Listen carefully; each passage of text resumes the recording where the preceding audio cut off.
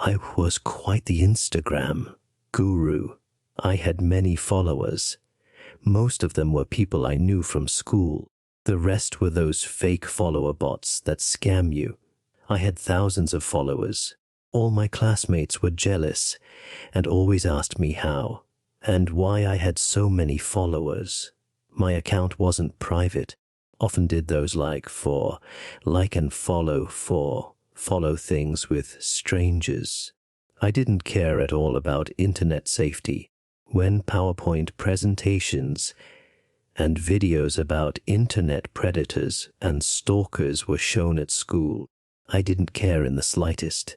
I only cared about being popular. I thought no one would be interested in my life. I was just a normal teenager living a teenage life. Every day was the same. I went to school, came home, straight to my room to listen to boy bands and scroll through social media. Normal, right? But one day, normal life changed. It changed a lot. Call me dramatic, but it still scares me to this day. Even though it's been almost a year, I posted almost every day on Instagram. I got a few hundred likes and about 50 to 100 comments on every post. I always liked all the comments I received because I felt like giving my Insta fans some love. One morning when I woke up, I saw that an Instagram profile named DRasDanny49 had liked all my posts. I didn't find this strange because, as I said, I always did those like things. I was about to like his posts back, but when I went to his profile, his account was empty. Found that pretty strange, but ignored it, not knowing it would get even stranger. A few days later, Danny49 started leaving comments on my posts. Stunning, or you are so pretty, or hot, and even heart emojis. Danny's comments were by far the strangest. I had posted a selfie with the caption, "Damon has chosen," because my friend Damon had picked my post, as that was something people did on Snapchat, and I just wanted to follow the trend. Draco Danny49 commented, "I hope Damon isn't your boyfriend. That would be a real shame." Hot stuff. I found that pretty strange coming from someone I had never met. He also didn't have any common followers. I just ignored that comment. I thought to myself, if I were Instagram famous, there would be many people who would find me hot. Maybe you're thinking now, is that all? That's not scary or creepy at all. But trust me when I say we are just getting started. After a few days, another photo. This time it was a group photo with about 7 friends. Some of them were guys. One of them was standing next to me in the photo, like great evening, or ye good party. But the comment from Draco Danny49 read, "Who is the boy standing next to you? I hope he isn't your boyfriend. He isn't even as hot as me." The comment spread in the group chat, and all my friends asked who that was. When I told them I didn't know him, they advised me to send him a message or reply to the comment. At first, but eventually, I replied. My reply was, "Why should you care, stranger?" Half an hour later, Danny49 didn't leave a comment but sent me a DM. The DM ready, "We don't have to be strangers, Emma." I got mad. I didn't mix with idiots, with anyone. "No, really, who are you?" "I don't know you." I got a quick reply. "You don't know me? You more than you think." Oh, I didn't know what he meant. What the hell was that supposed to mean? Yeah, well, I'm not so sure about that. Good night. I wanted to end this conversation. I had better things to do than talk to this Danny guy. But he didn't give up. "Come on, Emma. It's only 10 p.m.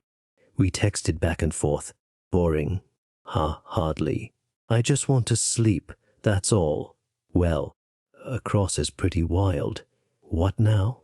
Huh? Well, if one looks at your profile, you seem pretty wild at a party on Thursday. School must have sucked. I told you, I'm not boring. Could have guessed. After that, I let the conversation rest. He didn't stop. So Emma, so you like parties? What now? Me too. Hello, Emma. Come on. We just started. Started with what exactly? You know, talking. I want to get to know you. Nickname, don't you think? I don't have time for small talk. I need sleep. Good night. I was done with this conversation. He seemed kind of weird.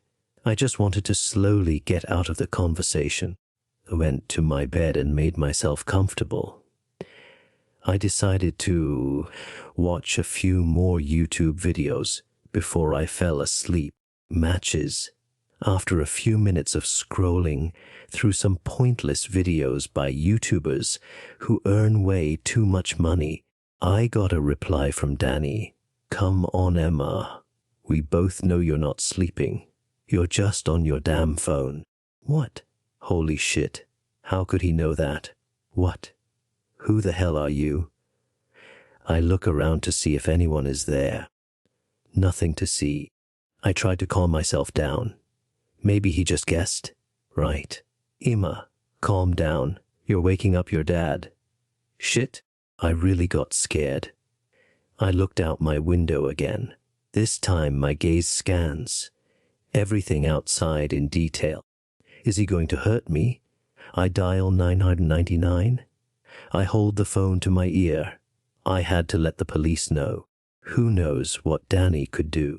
He could be watching me, stalking, watching my every move. Before the operator could say anything, I received another message from Danny. I wouldn't do that if I were you. I hang up. What do you want? I felt like I was in a movie, in Scream but in a much more modern version. To be friends?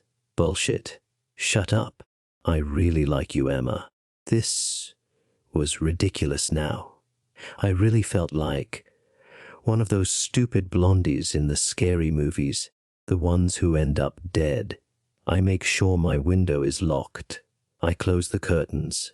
Emma, now I knew for sure this wasn't a joke. He was really watching me. I go downstairs, see my dad sleeping in the living room. I didn't know if I should wake him up or not. He probably wouldn't believe me about what was happening right now. For a moment at a loss. Emma, don't mess around. Emma, I'm warning you. Oh yeah, ignored his nonsense and went into the kitchen to get a frying pan. Yes, I had seen the movie Tangled many times. I needed something just in case. Who knows what this freak was capable of? Why don't you let me in? We could have a drink or two. Come on, Emma. I go to dial 911 again. This time I reach the operator. 911. What is your emergency? Okay. Passed me for matches. It's hard to explain, but I think a freak is sneaking around my house.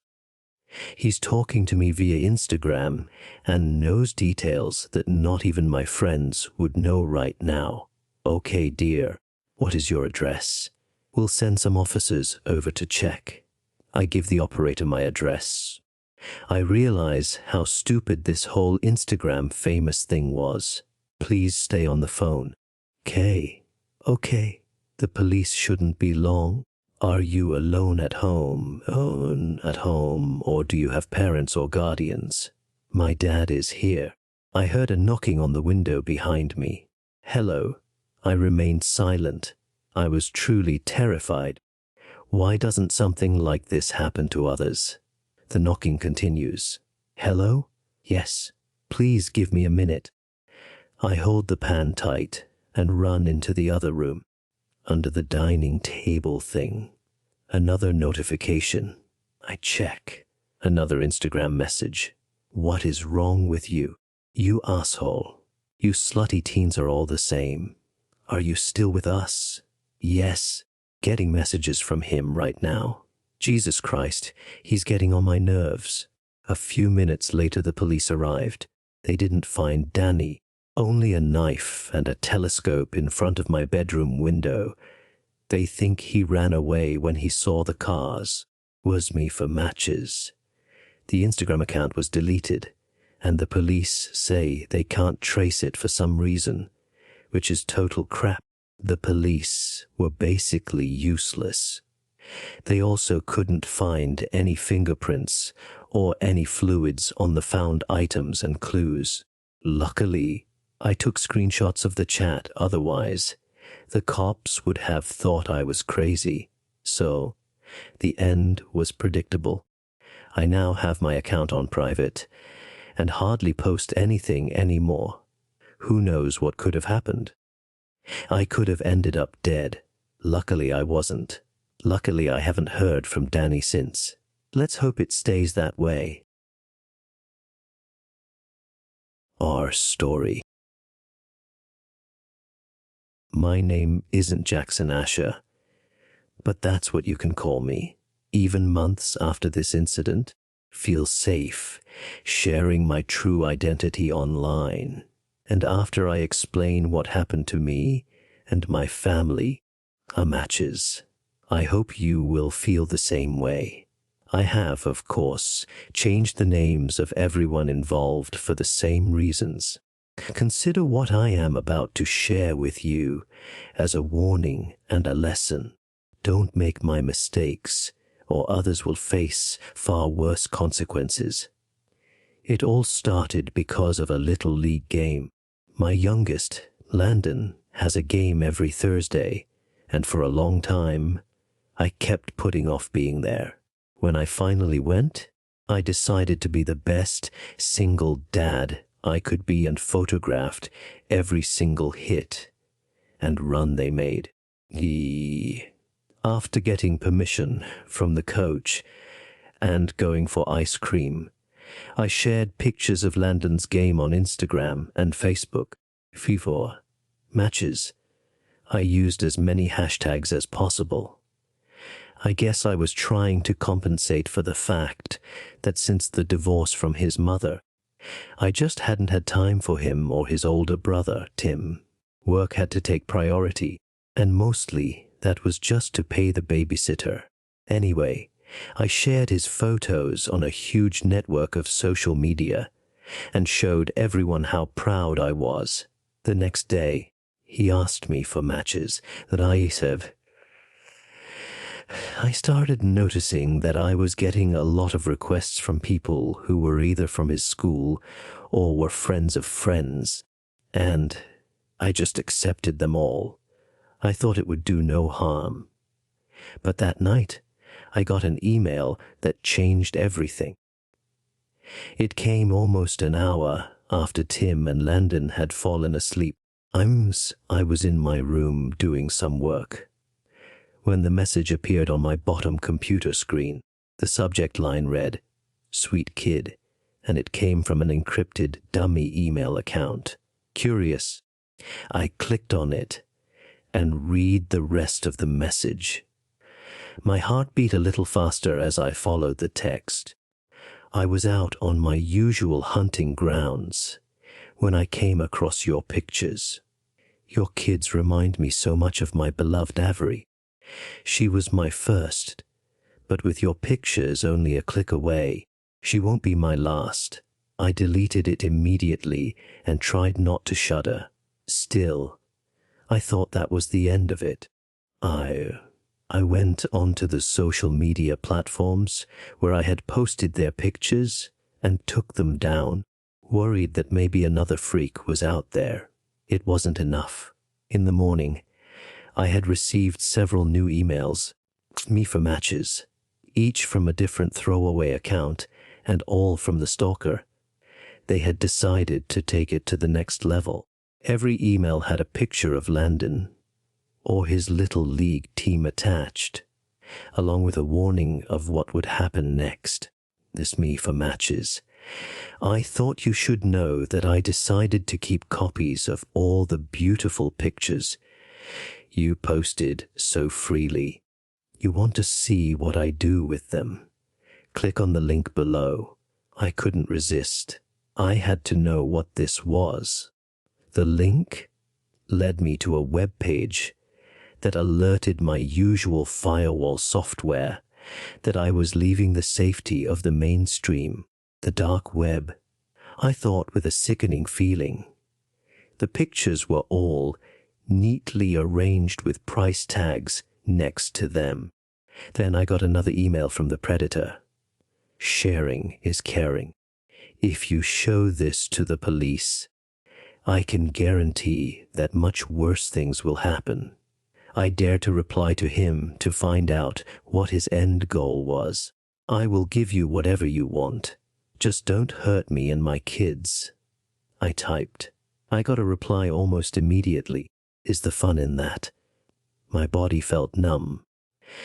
A worse feeling crept into my heart as I realized that this pervert wasn't after money. This is my family, I typed back. For now, came the reply. You think you're bluffing. Kick your ass. I replied. Give it a try, my boy. I didn't know what to do. I turned off the computer and called my dad. During the divorce, he had helped me with some of the legal stuff and was always on my side.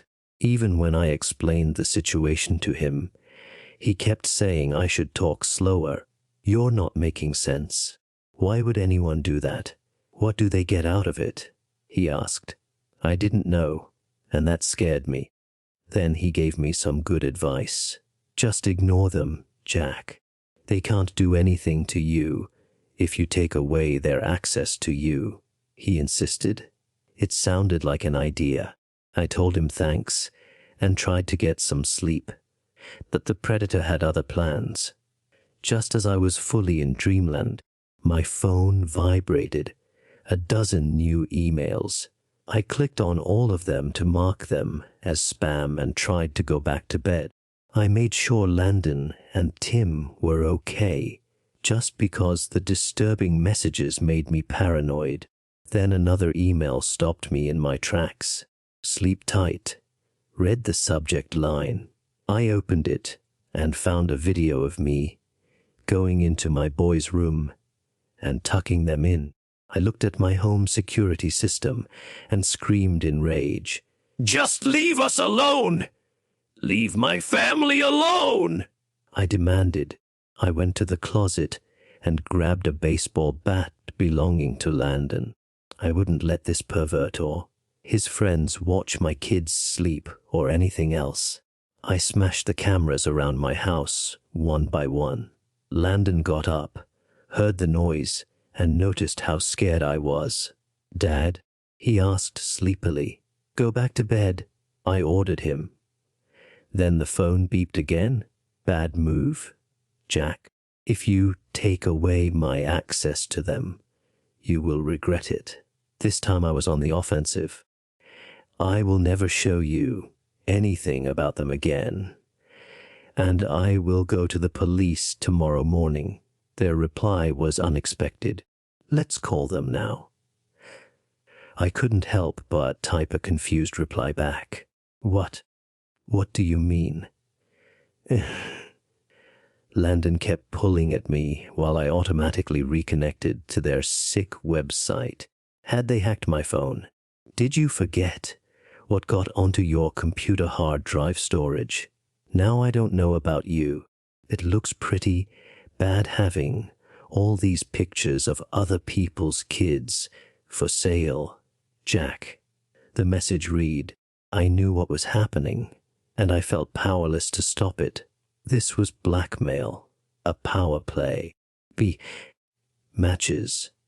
They had linked all their twisted messages directly to my computer, making the connection back to them untraceable, but burst into tears. I just want this to stop. Make it stop.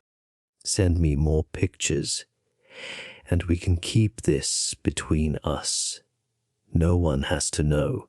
The predator had complete control over me. I did what they asked.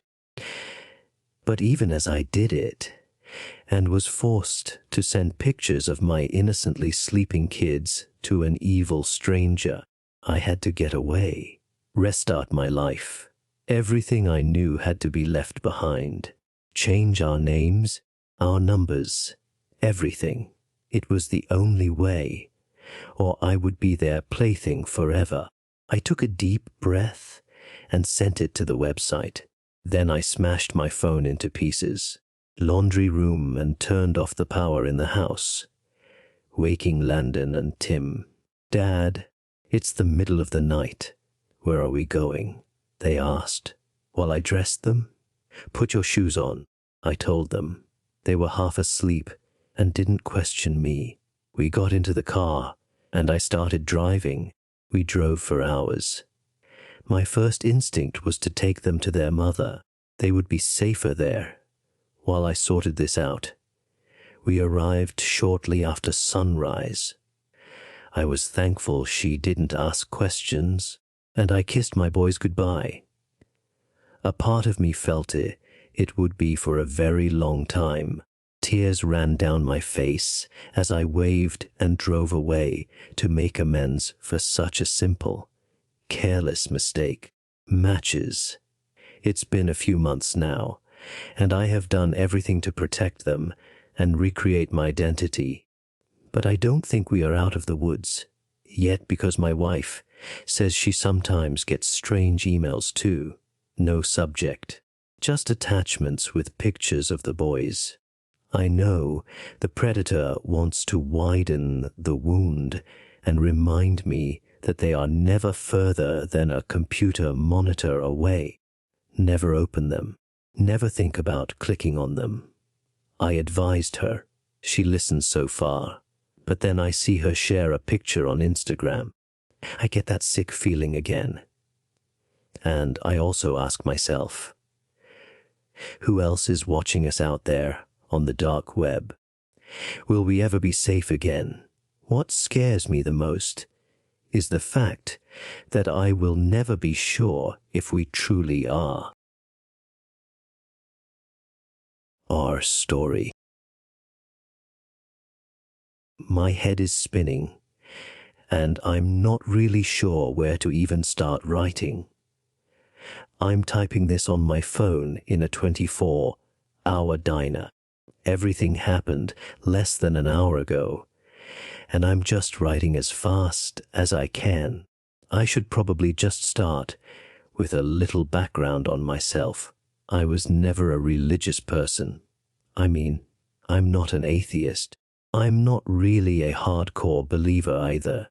My parents raised me Catholic, and I think I always believed. I just never really had to think much about it. My religion is entertainment. All kinds of entertainment. I love watching movies, watching TV shows, reading funny posts on the internet, and watching various YouTube videos. One of my favorite types of movies is horror movies, especially really suspenseful ones. I take suspense over gore any day. The only exception is the Saw series, which I binged in 2 days. That's why it's a shame that I just don't have the time to spend as much time with this content as I would like. That's why I joined Facebook. My friends tag me in all sorts of different meme pages, and I started spending a large part of my free time on Facebook simply because it offers me the largest amount of content in the shortest time. That's why I immediately saw my friend Hernandez's invitation to join the group, Daniel's Followers in Christ. The name immediately raised a red flag for me. An obviously religious group. What kind of group had such a strange name? The group's profile picture gave me few answers. It seemed to be a logo. He asked me for matches, almost like one you would expect from a corporation, with 2 big, bold D's interlinked like the Olympic rings. Hernandez gave no hint as to what the group actually was, but he usually invites me to groups in an ironic way. I thought it would be similar. Matches. Curious. I joined the group without thinking much about it, what could happen, and went to the group description. It read, "Official Facebook page of the DDIC, who believe in the words of Christ, as explained by Daniel, all are welcome regardless of religious belief, convictions, skin color, and political opinion. We are all brothers and sisters with Daniel. We are all equal," is the best way to show that. Therefore, we believe that in humor lies love, lies divinity. Based on this description and the posts I found on the page, I thought this was a meme group for an obscure Christian denomination. Hernandez must have invited me as a joke, as he always did things like that. Before is one of them, and pretty funny. And as a Catholic, I knew how to understand many of the references they made. There had to be several thousand posts in the group, although it only had around 15,000 members, relatively small for a meme Facebook group. Many of them must be quite active. Hell, even found myself commenting on some of the posts with my own jokes. Many likes and LOLs. Love this kind of stuff, brother. Blessings from Daniel. Some people even joined in on the joke. It seemed like their humor was entirely my own. Matches. And I began to develop a certain level of respect for their ability to joke about something as sacred to them as religion. While I was scrolling, a chat window popped up. It was Hernandez. "Hey man, did you get my invite to the group?" I typed my reply. "Yeah lol, why did you invite me? The people are really nice." Another message almost immediately after. "You know me, not religious, but thought you'd get the jokes since you were raised Catholic too lol." Yeah, I guess he had a point. This was a pretty cool group. I closed Facebook, shut my MacBook Air, and got ready for bed. I visited the group quite frequently. Although I'm not a pro with photo editing programs, I created a few memes that went down pretty well. Whoa. Emojis were highlighted under my image. Hernandez visited the group quite often too, always replied to his comments to tease him a little. They loved it. They called me their brother. I was in the group for about a month, but had never really asked about their specific beliefs. Matches. I thought it might come across as disrespectful, and although they seemed pretty relaxed about it, I had no immediate interest in it. Saying. When I received an invitation from one of the admins for a meeting with some of the group members, it was described as a fun get-together with group activities. The banner looked like any other Facebook event. Banner at the top. No. Those who marked. Maybe. And those who marked. Yes. The description read, "Celebrate with us the annual ascension of our divinity. All are welcome regardless of religious affiliation. We would love to share our beliefs and rituals with others regardless of their affiliation. Afterwards, there will be a range of different group activities, including laser tag, swimming." The list of activities went on and on. It looked, in a word, expensive. They wanted to rent a hotel and everything. All expenses paid. How they had the money for that, I didn't know. I wasn't particularly comfortable meeting up with people I only knew from the internet, for obvious reasons, especially not to celebrate a religious ceremony with them. But this felt different. I felt a certain connection with these people. Yes, I looked at those who had checked yes on the invitation and found that several members with whom I had become particularly familiar on the page would be attending. It was still a week away, so I thought about just clicking, maybe, and deciding later. It seemed like something I should think about. But Hernandez didn't give me much time to think about it. The chat window popped up on my screen. We should definitely go to this event. Looks damn fun. Yeah, I replied. Aren't you worried about meeting strangers from the internet? Lol. You dummy. They aren't really strangers. We've been chatting with them for a while, and they know our names anyway, since we posted memes and left comments. I thought for a moment, it's a free weekend getaway.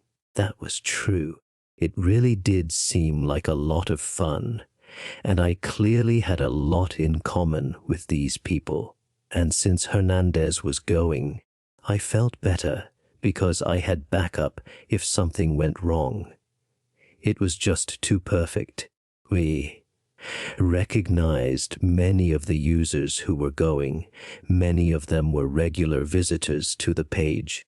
It was maybe just an hour from where I lived and took place on one of the few days I had off. Maybe 2, yes. And with that, I would be on my way to meet them. "We're here!" yelled Hernandez. Turn me from my sleep. He loved doing that just to get a reaction out of me. I looked out the passenger window. We were in the parking lot. The resort was beautifully built. Logs characterized the exterior of the building. Moss ran delicately down the side of the building facing the parking lot. A knock on the window.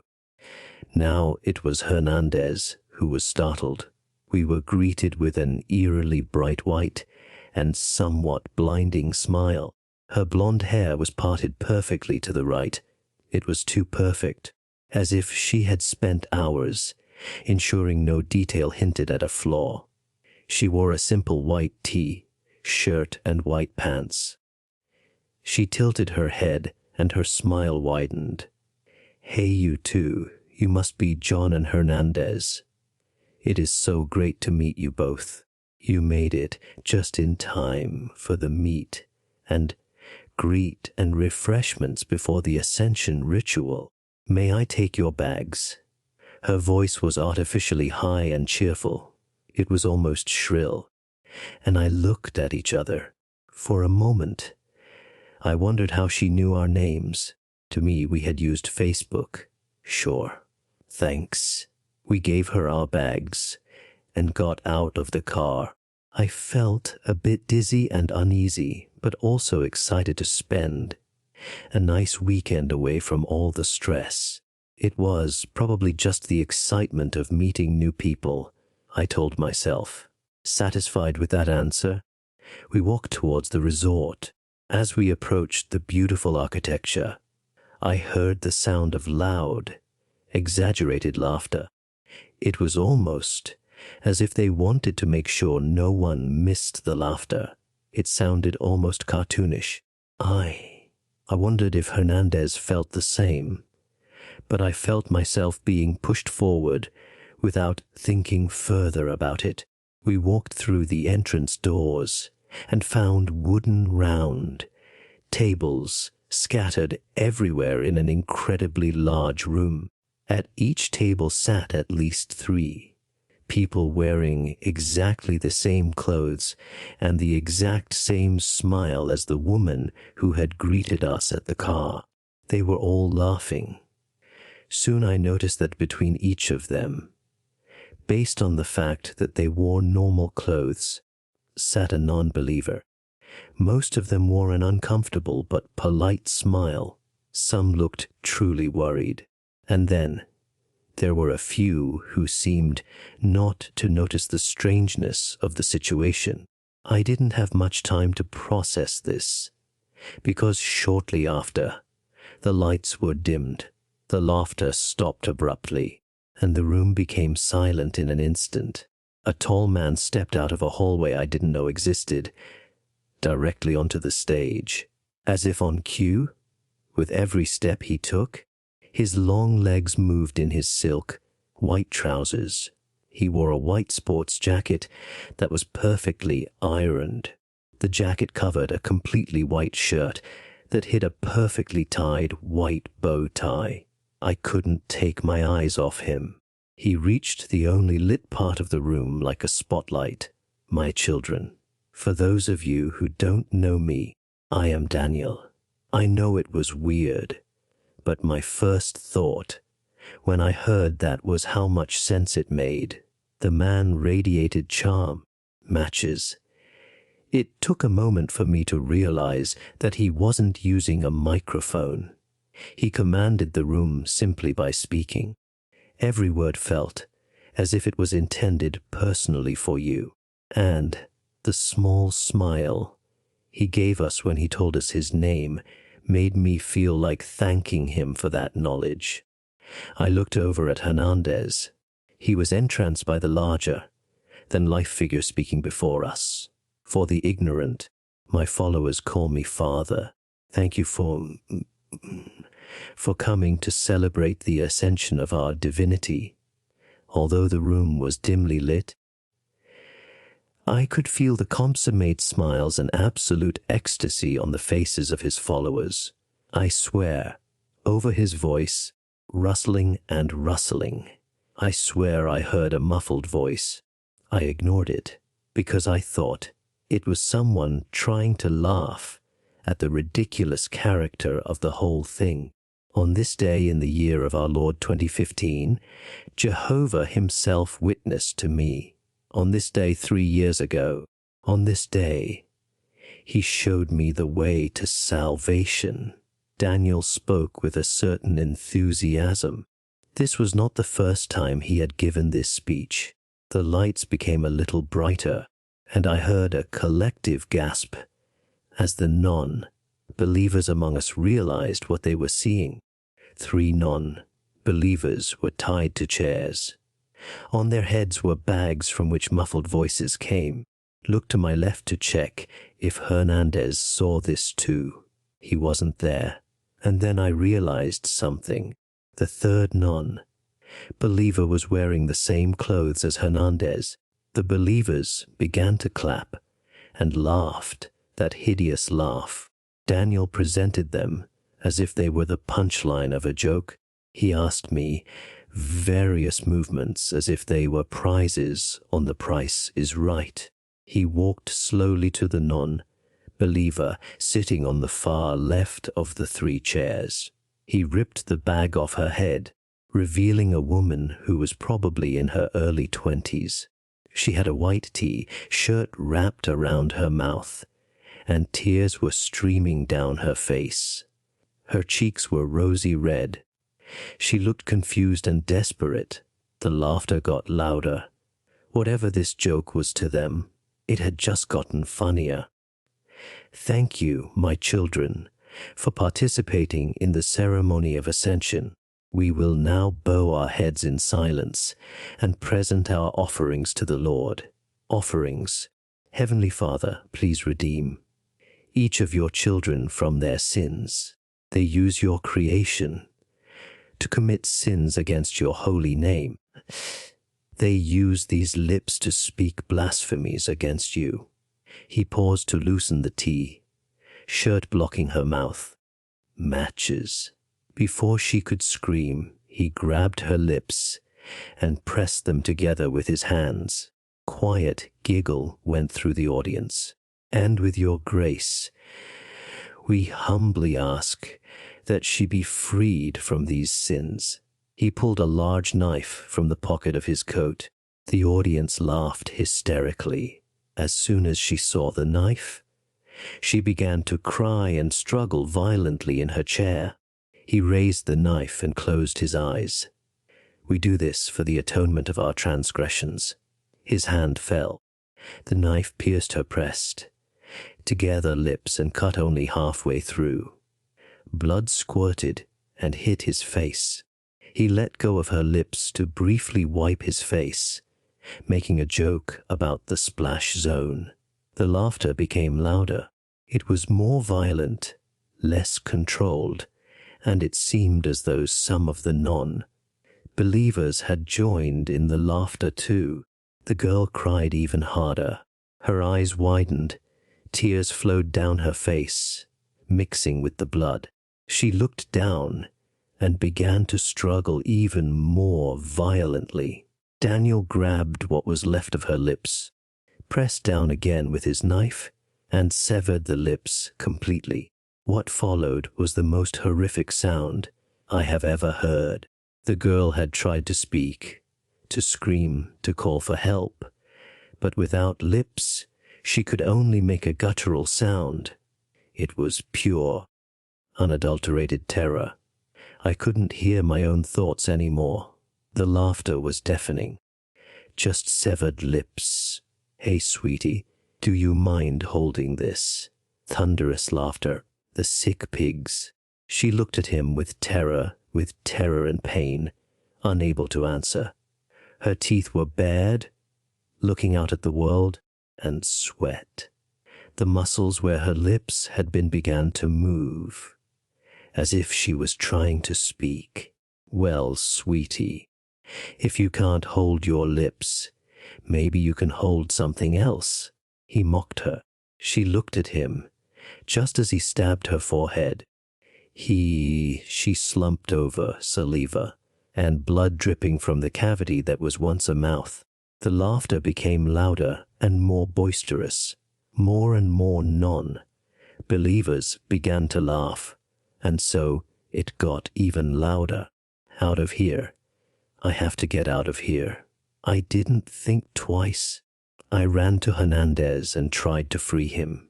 While I did, I noticed the crowd had gone completely silent. Daniel stepped towards me.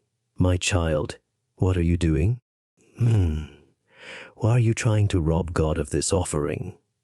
There was an aura about him as he spoke, making every word sound as if this was okay. I noticed my hands had stopped freeing Hernandez. I came out of my trance. I'm trying to get my friend out of here. You sick wanker. The last word was guttural, and saliva flew as I said it. Daniel seemed unimpressed and simply placed a hand on my shoulder while he spoke. God has a purpose for you. Among the chosen, a purpose for me. I looked up at him. He spoke so compellingly that I didn't even notice the knife piercing Hernandez's throat. He gurgled and kicked his feet. The blood soaked the bag and then sprayed out. The laughter continued as Daniel twisted the knife completely and cut a hole in the victim's throat. He flung the blade away, covering me in pieces of throat tissue and blood. I screamed in horror. Hernandez gasped for air and then suddenly stopped, and I couldn't hold back my anger anymore. I was defenseless, but at that point, I would have rather died than not act out of pure rage. I don't remember exactly what I said here. My rage was blinding, and through tears and blood. I must have called them a cult because after I spoke, the father knelt down to look me in the eyes. You call us a cult. Why? What is the difference, my son, between us and a religion? I was covered in my friend's blood, lifeless just a few feet away from where I had fallen. You are fucking psycho! That is the fucking difference! He laughed. No, he roared with laughter, as if it was the funniest joke he had ever heard. How much you still have to learn, brother in Christ, and son of Adam. What do you think the Romans called Peter when he began to spread the word of God in Damascus? He asked me rhetorically. Docile and loving. Was he not called crazy, a cult leader, a heathen for his love of Christ? Another rhetorical question. There is only one true difference between other religions and our own. We all have a belief system, worship a divine being. We all have a figure who we believe has a special connection to this God. He pantomimed to show he was speaking of himself. The laughter got louder for a moment before calming down. And we all live in faith. We are not so different. The only difference is the most obvious one. I looked into his green eyes, which were suddenly filled with a burning intensity. We are the right ones. I stared at him for a moment. Then I looked the heathen lying squeezed between the two dead bodies. Blood was everywhere. I stuttered out. He looked at me compassionately, as a father would look at an incorrigible child. Then go. God will find you. You are one of his favorites, so you can't escape very far. I hesitated for a moment. Then I ran. I left the intoxicating laughter behind and ran to my car, only to realize that the victim had the keys. I ran on, rubbing the blood from my eyes. I ran for about a mile before I found a nearby 24-hour diner. I went in and immediately into the bathroom to wash off this blood. I slipped into a booth and sat in the almost deserted diner while reflecting on what had just happened. Completely hopeless, and so I prayed. I didn't call the police. Actually, I don't think I will. As I write this, it's starting to seem pretty funny. Hernandez was sacrificed for the greater good. Even I could appreciate the humor in that. It's a little hard to write while I'm doubling over with laughter. My brothers and sisters, and you know what? It is my hope, my brothers and sisters, that one day you will laugh with me, because in laughter lies divinity. Our story. In extreme wealth, gated community, private school, maids. The area I lived in generally had that. Which is why, when I smiled at the valet, something clicked. I was about 15 years old when my parents, my older brother, and I were invited to a dinner at a golf club, about 30 minutes from our home. The club had a valet service which wasn't unusual, and since it was raining and my mother couldn't imagine walking in the rain for more than a few seconds, we drove up for the valet to park our car. I remember being in a really good mood that day, so I smiled at him as he took the keys from my father and thanked us for visiting the club. Matches, the dinner was nothing special, and the week after was unremarkable too. We got our keys and the car back without any problems and went about our usual business. One Saturday night, my best friend threw a birthday party. It was my first real party because boys would be there and her parents had left the house. I was naturally very excited, and by the end of the evening, everyone was a bit tipsy and had paired off with someone of the opposite sex, myself included. The next morning, to stay at my friend Hen's house until my hangover wore off. But my mother called me home much earlier than expected. She had received a Facebook message from an obviously fake account, Matches. The message stated that I had been at a house party with alcohol and had shown offensive behavior, and the sender wanted my mother to know so she could protect me. The message would have been weird enough. The fact that my full name, first name, middle name, and last name was included made it even creepier. Matches.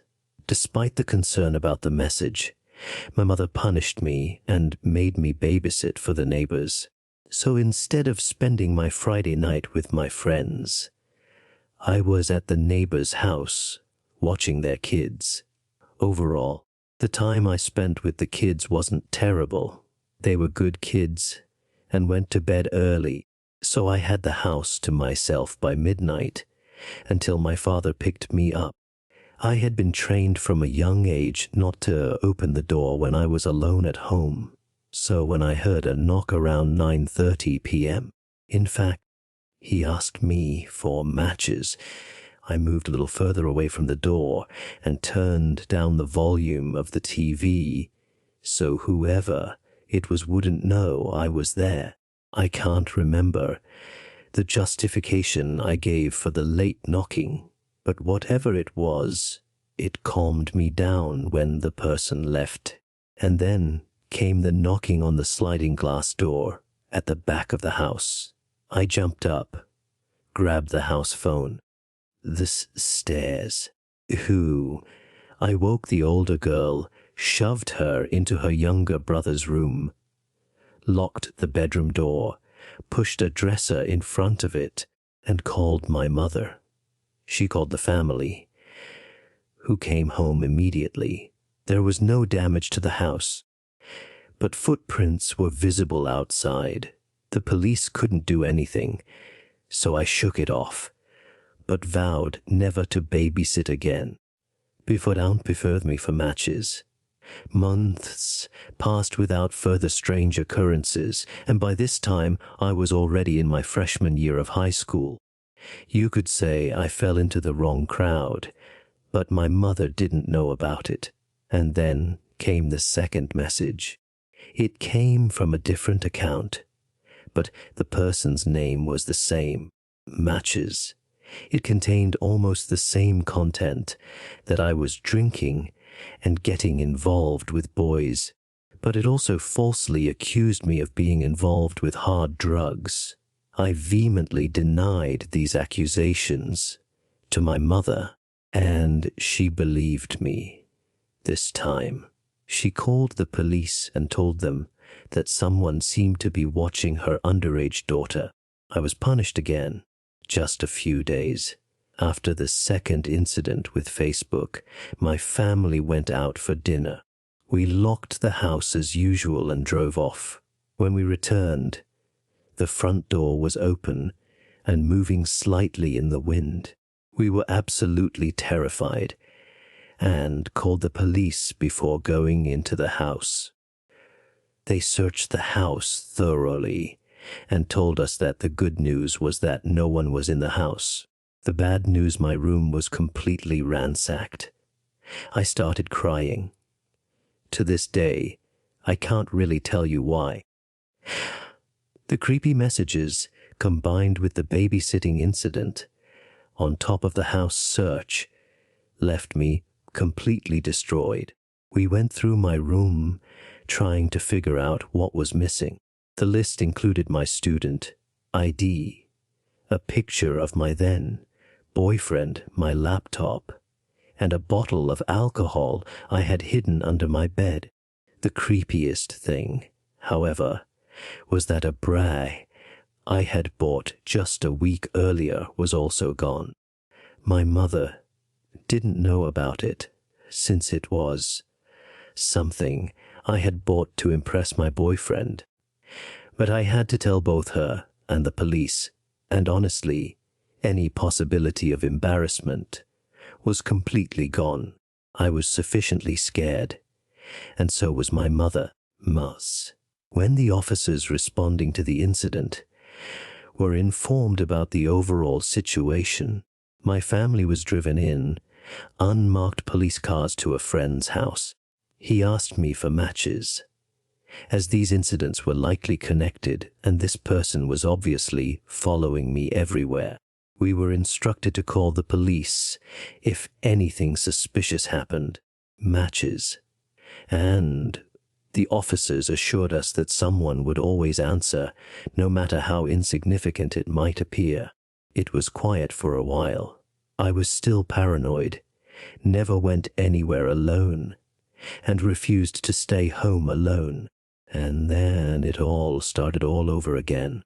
Bifroz, my boyfriend, called me and said that someone had followed him while shopping with his mother. I asked him for a description of the man and gave it to the police.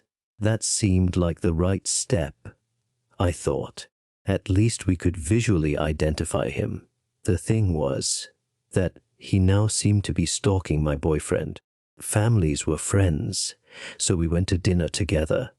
And afterwards, all the kids, me, my brother, my boyfriend, his younger sister, decided we would take a walk.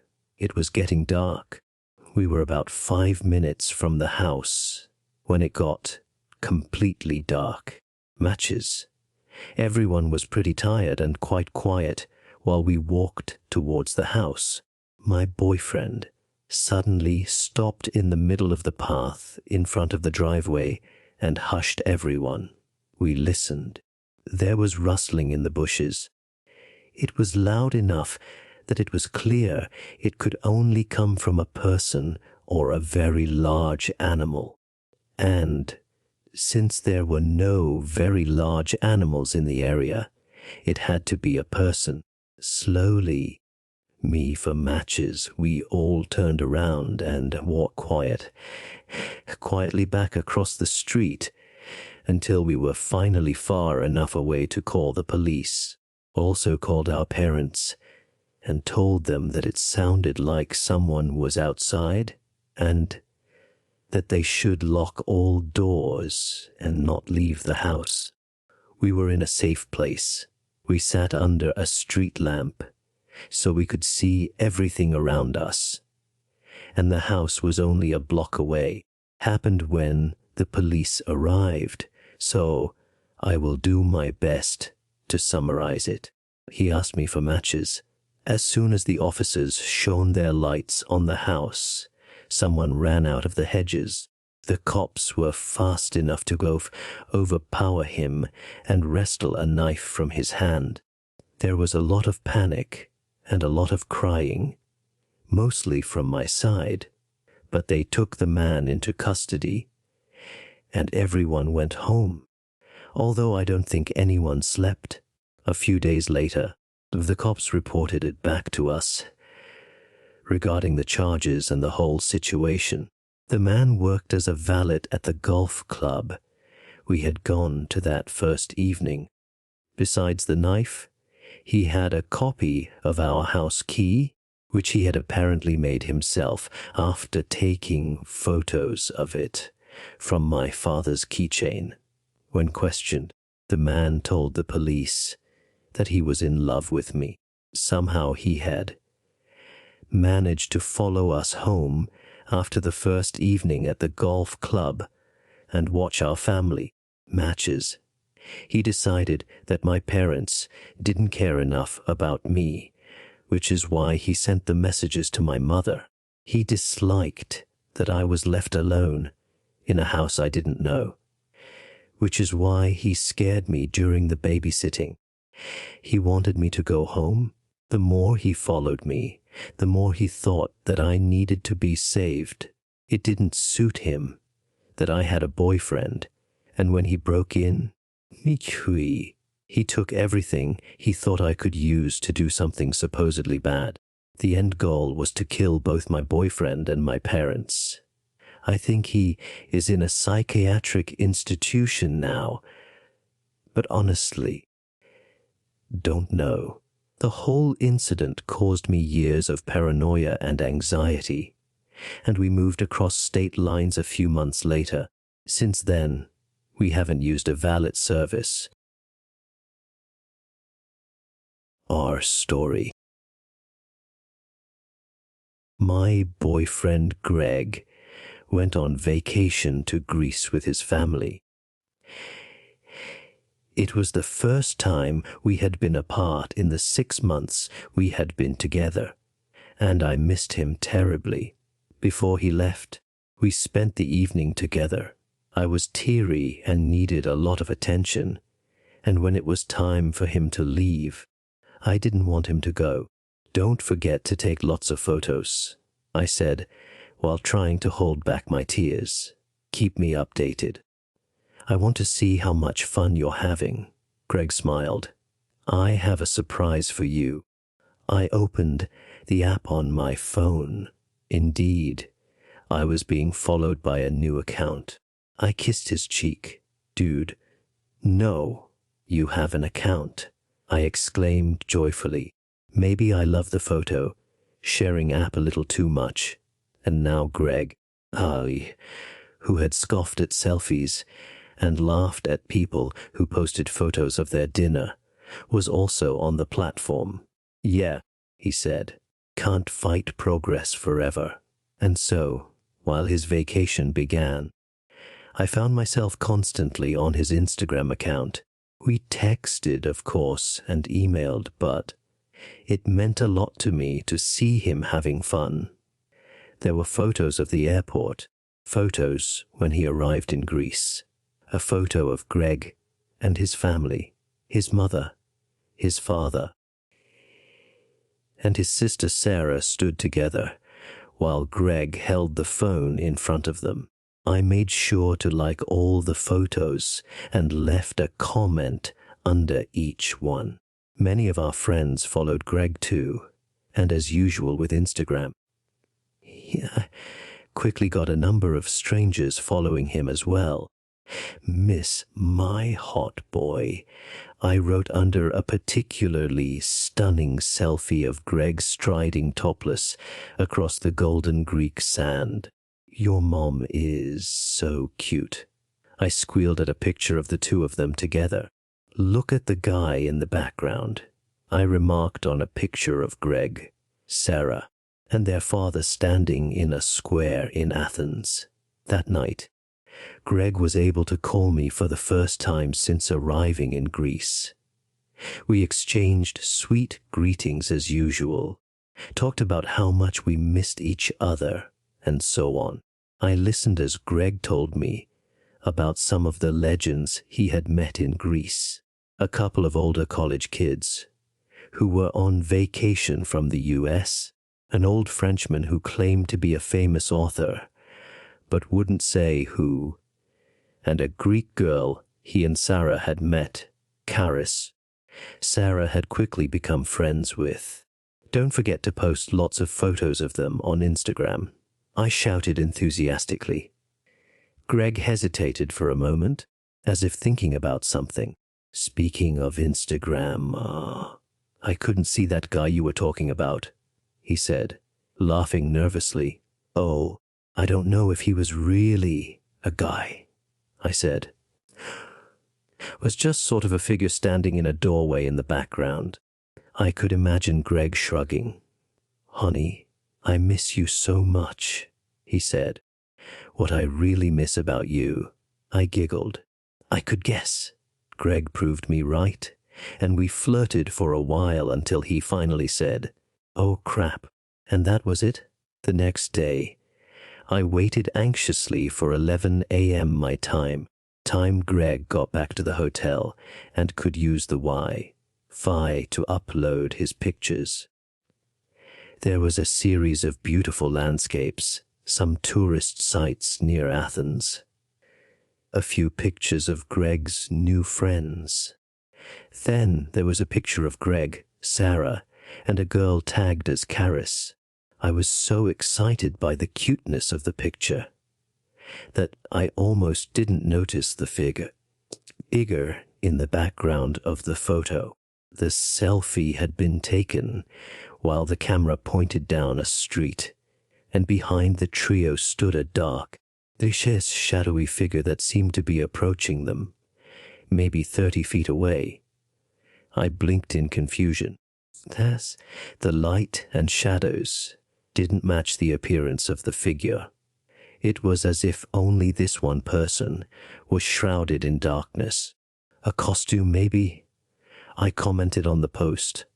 Oh my God, there is another dark figure. Watch out, baby. Can't wait for you to be back and in my arms and elsewhere. About an hour later, Greg replied to my comment. And your dark figures. You can't fool me. Can't wait to kiss you again, baby. I began to suspect that Greg had somehow edited the photos to tease me. I was the type of girl who screamed in fright and clung to him. If a movie was even a little bit scary, another day I heard nothing from Greg. When his next batch of Instagram photos was uploaded, a shiver ran down my spine. In the photos where Greg was visible, there was a dark, shadowy figure. The locations changed, but the figure remained the same. The photos were posted chronologically, and I could see that the figure had come closer and closer throughout the day. I still couldn't make out any details. It was as if the camera itself was unable to capture who or what this figure was. I heard a creaking outside my room, and goosebumps rose on my back. On my phone screen, the figure seemed to be staring at me, looking over Greg's shoulder directly at me. More creaking. My heart pounded as I opened my bedroom door. I let out a scream and crawled backward onto my bed. My father stood there, looking amused. "Am I really that scary?" he asked. "By the way, I just wanted to tell you that your mom and I are out for the evening." I nodded without daring to speak. Why was I so freaked out by what was probably a stupid prank by Greg? I grabbed my phone and became determined. The latest photo showed Greg and Sarah with a few guys. The figure was directly behind the group, be a few feet away at most. Seriously, who is this guy? It's not funny. Call me when you can. Love you, BB. Shortly after, Greg replied to my comment. "I don't know what you're talking about, lol. It's driving me crazy, haha. I can't see anyone. No reception." I wrote Greg a message. "Hello?" and waited. 30 minutes later, the message hadn't even been read. I clicked back to Instagram and studied the photos again. A new selfie had been uploaded. Greg and Sarah stood on a busy street at night, illuminated by the warm light of a nearby restaurant. They were both pulling silly faces for the camera. At first, I didn't see the figure, but when I noticed it, I let out a sound of fright and dropped my phone. With trembling hands, I picked up the device and looked closer. It was now clearly directly behind them. Match eyes, it seemed to be at least 6 feet tall, if not taller. It towered over Greg and Sarah, right between them. I wasn't sure. Matches. It was so blurry, so out of focus, but it looked as if the figure raised an arm and reached out for them. I wrote to Greg again. He still hadn't read my first message. Then back to Instagram. And another photo. My blood froze. Greg and Sarah were sitting with a lake in the background. The moonlight danced on the water. Both had eyes wide open in surprise. Not fear, not yet, but still shock. I couldn't see what their mouths were doing. Both were covered by a shadowy hand placed over their jaws. The details of the figure's fingers. This had to be a joke. It had to be. It had to have been edited. One of the college boys they had met. Tears rose to my eyes. Damn it. I wrote to him again. Begged him to contact me. My messages remained unread. Photo had appeared on Instagram. It was the same bench, the same lake. But there was no one in the photo. No indication of who had held the camera. Sarah. Had Greg simply taken a photo of the lake? That meant he was okay, right? I studied the photo. A scream formed in my throat. There, far in the lake. But now unmistakable, stood the tall, shadowy figure. It had its arms at its sides, hands hovering just above the water's surface with flat palms facing down. It was hard to see, so hard, but the more I looked, the more certain I became. The figure's hands rested on two heads. I began to panic. What should I do? Call the police, here or in Greece? I had absolutely no idea how to reach Greek authorities. And what if Greg was still playing a prank on me after all this? I wrote to him one more time. This isn't funny. I am so scared right now. Please, 30 seconds later, my phone showed that my messages had been read. I let out the biggest sigh of relief I have ever made. I began to laugh and cry at the same time. "Lol, sorry," he wrote. "Was just a joke." I couldn't stop laughing, crying, boiling with anger. "Send me a selfie, just for me," I wrote. "I need to see your face." "You first?" replied Greg. Even then, despite everything, Greg tried his luck as always, sighed and wiped my eyes. I had no energy left to argue. It was easier to just do what he wanted. I quickly took a picture of my face, my eyes wide and still glistening wet, and sent it to him. I waited for his reply and stared at my face on the screen. When I noticed it, the coppery taste of adrenaline flooded my mouth. My breath hitched. There, in the reflection of my eyes, as if it were standing opposite me in the room, was a shadowy figure. My heart pounded. No one. Of course. I was alone. The hairs on the back of my neck stood up. My phone vibrated in my hand. I looked down and I screamed. And I think I didn't stop screaming for a full 5 minutes. The photo had somehow been taken underwater. In it, Greg and Sarah could be seen floating, their hair loose in the water. Their eyes were open, empty, slack. Between them floated the figure. But it was no longer a shadow. It was bald. Its skin was waxy and smooth, even underwater. Wide yellow eyes with tiny pupils stared at me over a bulbous nose. A thin mouth was twisted into a half smile. Finger ending in a sharp claw was pressed to the figure's lips in a sh gesture. I have not forgotten the terror that followed to this day. In the photo that still blinked on my screen, blinked at me, our eyes met.